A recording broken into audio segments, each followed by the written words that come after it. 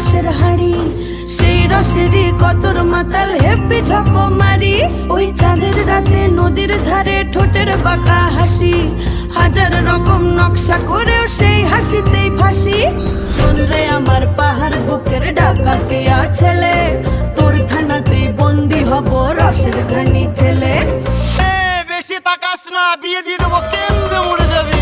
পিরিতি কাঠালে রাধা লাগলে পরে ছাড়ে না, জেনে শুনে করগা পিরিত রে। পিরিতি কাঠালে রাধা লাগলে পরে ছাড়ে না, জেনে শুনে করগা পিরিত রে।